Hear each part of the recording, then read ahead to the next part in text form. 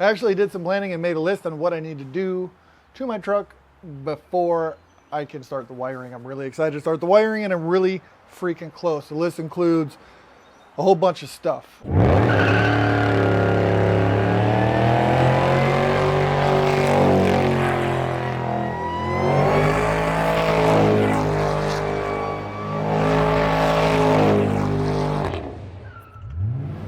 Today I'm going to work on one of those in particular, and that is the front bag mounts that I originally got on the truck are bad. Well, they're not bad, but they don't work correctly. As you can see in this picture right here, they don't come out far enough, so the bag really isn't sitting comfortably.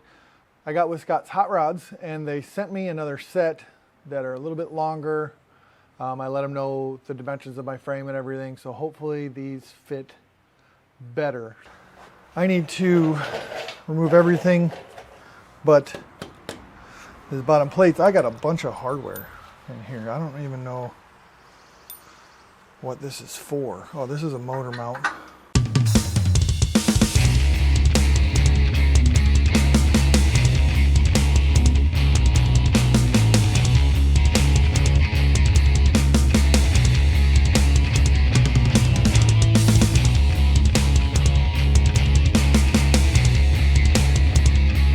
Here's my bag plate, and I'm just going to take this. I don't know if it's going to be the same height at the top here, but I'm still going to mark it.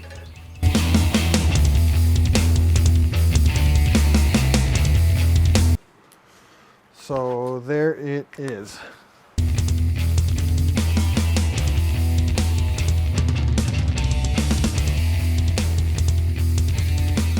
According to the directions from Scott's Hot Rods, when you're installing your bag plates, you need to have 2 7/8 inch between the bottom plate and the top plate. So this is what I used the first time when I did the bags, and then I found this in my toolbox, which I have left over from a different project, and it is pretty much exactly the same as this. And so this is what I'm going to use to space out my bags, because this is 2 7/8 inches, and it's perfectly square. So what I'll do is I'll put this on the bottom A-arm, push it up to where aired out will be, and then I'm going to set the new plate on top and weld it in there. So this being the height I needed for the bags worked perfect along with this, and I got this welded in, which I'm going to say I'm pretty happy with my welds. These are better than they were the first time, that's for sure, and they look good, and that's going to hold. And then this is perfect. Perfect. And I'm happy with it. Maybe I'll throw a bag in there just to see.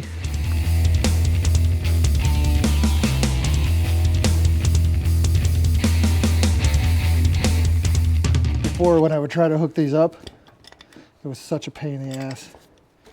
And now it doesn't seem so. It doesn't start. I don't know if I have the strength. Pull the bottom that out. Oh yeah, look at that. Boom. And that bag is not touching. And you know what? This cutout here, that cutout there, I don't even need it. The bag isn't even freaking close. So hopefully that's not weakening my frame. But look at the alignment of that thing. Look at that. Oh, yeah, hell yeah. Dude, that's what a lined up bag should look like, aired out. Hex. Yeah. Hell yeah, dude. Totally happy with that. Now I'm putting the other side in. Boom. Tried to mess with the sway bar after I did my plates yesterday, and this radius is too big, and it hits the frame. So I need to mount this up higher than the frame. So I'm gonna have to make a bracket that sits up and comes out. I'm not sure what I'm gonna do with that yet, but that'll happen hopefully maybe next weekend. I got some steel I can use to make that, but I'm not doing that today because I just don't freaking feel like it. So what I am gonna do is mount my transmission cooler, actually. I got this kit from Andrew's Tuning and Performance, ATP Design. He made these brackets for it. ship those out. I modified them by welding a couple bolts to it, and then I think you probably bolt these on the other way so the bracket comes out this way, but I need the clearance, so I flipped them around and I modified this hole so I can have more clearance here for my output or input, whichever one that is. So that's going to work good.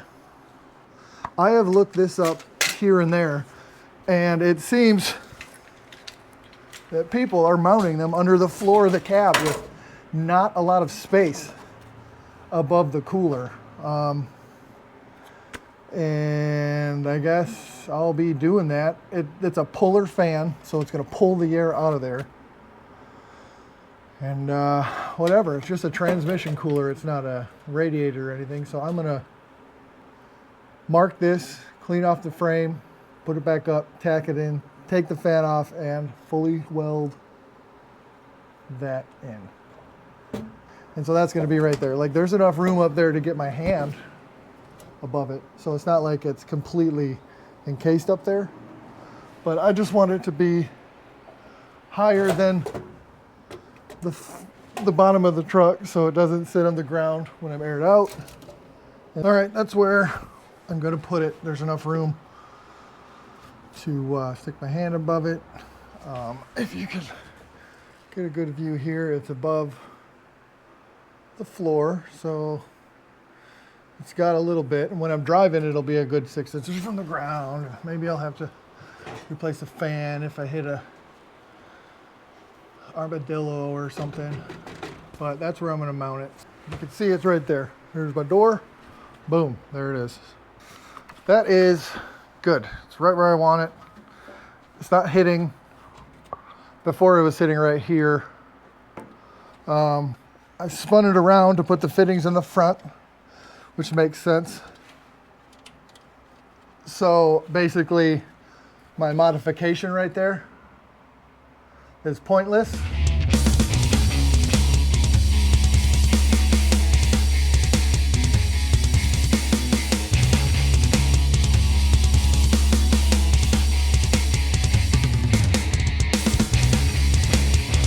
Quick, dirty, in, done, good enough. Just a trans cooler, not gonna kill anyone. Nice, let's move on to the next thing for this weekend. If you don't know from a previous video, my remote brake fluid reservoir is gonna be bolted right here onto the bracket that holds the brake pedal. And so that's gonna be there. And now I need to figure out where I'm gonna mount my fuel pressure regulator. And I was gonna put this back by the tank, but most things that I read say leave it as close to the fuel rail as possible, and I don't want to starve my engine of fuel and run lean when I'm beating the hell out of it. So I'm going to mount it right here, or there probably, actually probably there, probably. So what I'm going to do is modify this, right? So I made this plate here, but this is the one I made first, and the steering column is too low, so I moved it up and then made a new plate. Was it too low or too high? Too high? Maybe it was too high. And then I moved it down and made a new plate. I don't know, whatever, but I moved it, made a new plate, and now it fits. And so I'm going to use this old plate and see if I can bend it up over here and then over in front of itself and then cut it in order to make a bracket for this. Well, I wasn't recording any of that again, so I accidentally drilled holes in the wrong spot, and then now I drilled them in the right spot, and I drilled it with a smaller drill bit and stepped it up with the uni bit because drill bit holes suck. And then I have this little blind deburring tool, so it's got this little spring-loaded blade, so I put that in the drill, and then you could put that in here, and when the drill spins, it cuts off the burr. And now this here is going to mount there. So I'm going to go get some fasteners, take a drink of water, come back and we're gonna hold it in place and see how it looks. All right, there it is.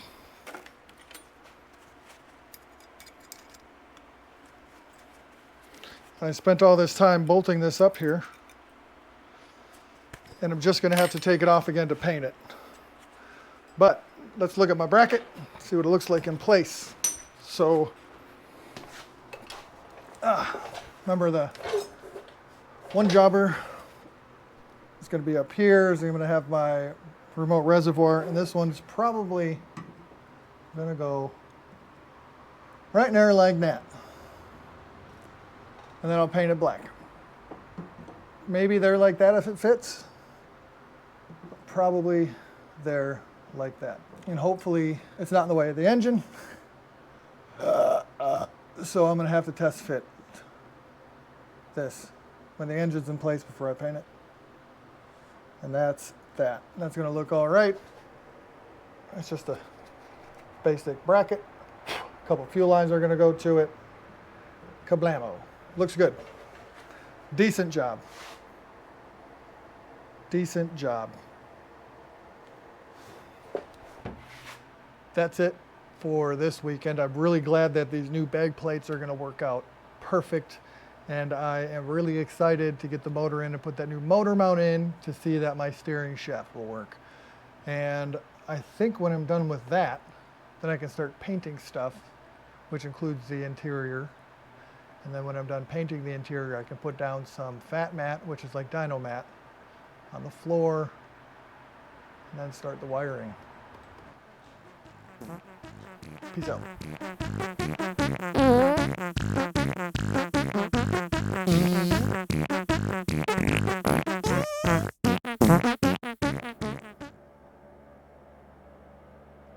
When you first install these,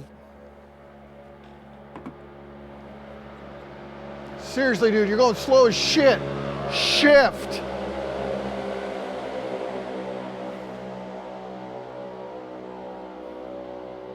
Wow.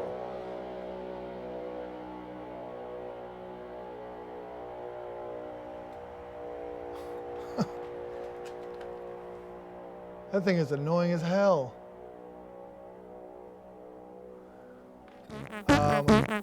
According to the directions from Scott's Hot Rod,